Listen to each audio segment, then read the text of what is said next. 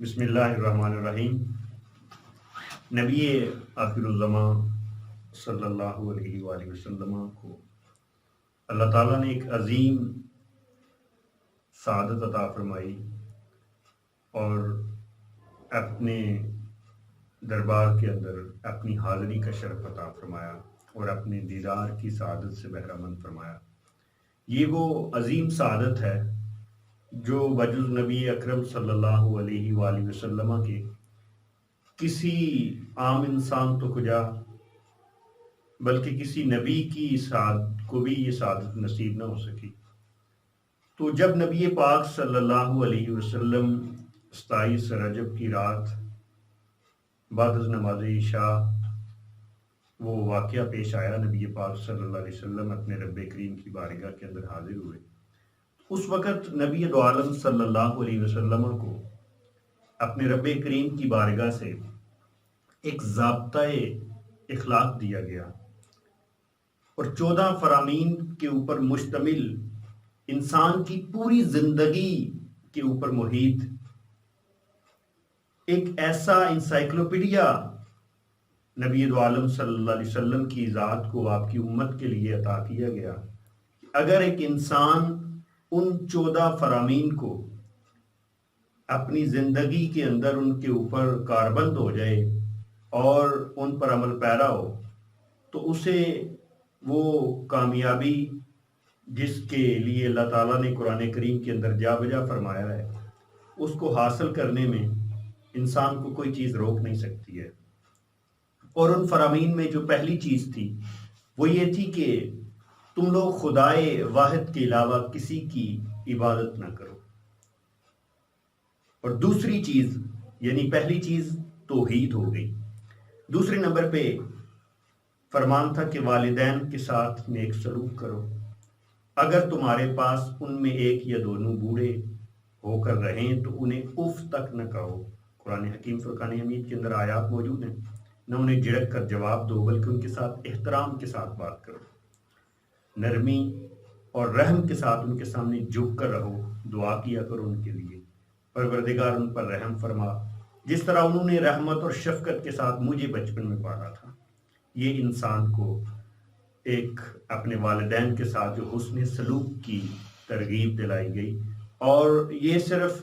والدین کے لیے نہیں ہے بلکہ جب انسان اس کو اپناتا ہے تو اس کی اپنی ذات کو فائدہ یہ ہوتا ہے کہ آپ نے اکثر سنا ہوگا کہ والدین کے ساتھ حسن سلوک سے پیش آنے کا مطلب یہ ہے کہ کل کو آپ کی اولاد بھی اسی طریقے سے آپ کے ساتھ سلوک کرے گی جیسا آج آپ اپنے والدین کے ساتھ کر رہے ہیں۔ تیسرے نمبر پہ فرمایا رشتہ دار، مساکین اور مسافر کو اس کا حق دو، یعنی ان کا بھی خیال رکھو۔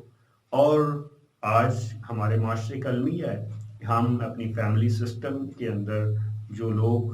حقدار ہوتے ہیں، جو مسکین حقدار ہوتے ہیں، ان کا حق ادا نہیں کرتے۔ تو اگر معاملات زندگی کو بیان کرتے ہوئے چوتھے نمبر پہ ارشاد ہوا کہ فضول خرچی نہ کرو، فضول خرچی کرنے والے شیطان کے بھائی ہیں اور شیطان اپنے رب کا ناشکرا ہے۔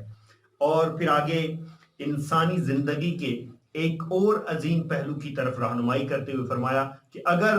ان حاجت مندوں، رشتہ داروں اور مسکینوں اور مسافروں جن کے ساتھ تمہیں حسن سلوک کا حکم دیا گیا ہے،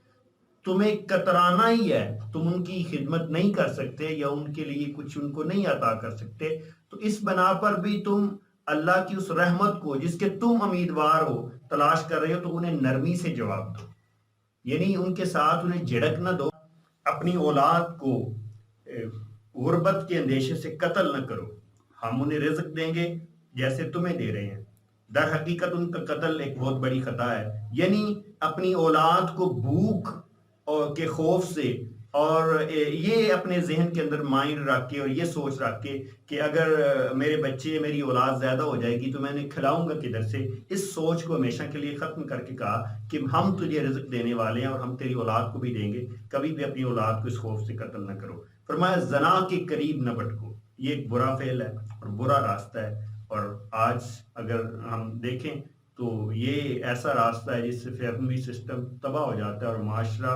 معاشرے کے اندر ایک دفعہ بے حیائی کا یہ پہلو عام ہو جائے تو وہ معاشرہ بالکل تباہ و برباد ہو جاتا ہے۔ مغرب کی مثالیں ہمارے سامنے ہیں۔ فرمایا کہ قتل نفس کا ارتکاب نہ کرو، جسے اللہ نے تم پر حرام کر دیا ہے مگر حق کے ساتھ، اور جو شخص مظلومانہ قتل کیا گیا ہو اسے یہ حق ہے کہ وہ اس کے جو پیچھے رہنے والے اس کے ولی ہیں ان کو یہ حق ہے کہ وہ اس کے قصاص کا مطالبہ کر سکتے ہیں، اور قتل کے بدلے قتل کو لازم کیا گیا۔ پھر فرمایا کہ یتیم کے مال کے پاس کبھی نہ پھٹکو، لیکن یہ ہے کہ احسن طریقے کے ساتھ، یعنی اس کے مال کو اسی یتیم کے لیے بہتر بنانے کے لیے اس کو آپ استعمال کر سکتے ہیں تاکہ یتیم کو فائدہ پہنچے، اور جب وہ شباب کو پہنچے اس کی امانت کو اس کے سپرد کر دیا جائے۔ لیکن ہمارے معاشرے کا یہ بھی المیہ ہے کہ یتیم بچوں کے مال کو عموماً ہڑپ کر لیے جاتا ہے کہ عہد کی، وعدے کی پابندی کرو، بے شک تم سے وعدے کے بارے میں پوچھا جائے گا۔ تو یہ بھی ایک معاشرے کا المیہ ہے، اور اس کے بارے میں بھی قرآن حکیم فرقان حمید کی روح سے ہماری رہنمائی کر دی گئی کہ وعدہ جب کسی سے کر لو اس کی پاسداری کرنا ایک مسلمان کا شیوہ ہے۔ پھر فرمایا کہ پیمانے سے دو تو پورا بھر کے دو، اور تولو تو ٹھیک ترازو سے تولو، یعنی لین دین کے معاملات کے اندر ہیرا پھیری سے کام نہ لو، یہ ایک اچھا طریقہ ہے اور انجام کے لحاظ سے بھی تمہارے لیے بہت بہتر ہے۔ پھر فرمایا کہ کسی ایسی چیز کے پیچھے نہ لگو جس کا تمہیں علم نہ ہو، یقیناً آنکھ، کان اور دل سب کی ہی باز پرس ہوگی۔ اور ہمارے معاشرے کا اس وقت کا سب سے بڑا المیہ یہی ہے کہ ہر چیز کے پیچھے اپنی آنکھ، اپنے کان اور دل کو بلا وجہ لگا دینا، اور کسی کی ٹو میں لگ جانا، اور کسی کے عیبوں کو تلاش کرنا اور پھر بصورت غیبت ان کو بیان کرنا، یہ تو ایک وتیرہ بن چکا ہے ہم میں سے ہر شخص کا، جبکہ ہمیں ان چیزوں سے منع کیا گیا۔ اور پھر آخری چیز جو ان فرامین میں 14ویں نمبر کے اوپر فرمائی گئی وہ یہ تھی کہ زمین پر اکڑ کر نہ چلو، تم نہ زمین کو پھاڑ سکتے ہو اور نہ پہاڑوں کی بلندی کو پہنچ سکتے ہو، یعنی غرور و تکبر سے منع کیا گیا۔ اور یہ وہ 14 چیزیں تھیں جن کے اندر ہماری زندگی کے ہر پہلو کے لحاظ سے رہنمائی کی گئی ہے۔ ہمیں چاہیے کہ ہم ایک مسلمان اور بندہ مومن کی زندگی گزارنے کے لیے ان معاملات زندگی کے اوپر قرآن حکیم اور رسول کریم صلی اللہ علیہ وسلم کے فرمودات کے عین مطابق زندگی بسر کرنے کی کوشش کریں۔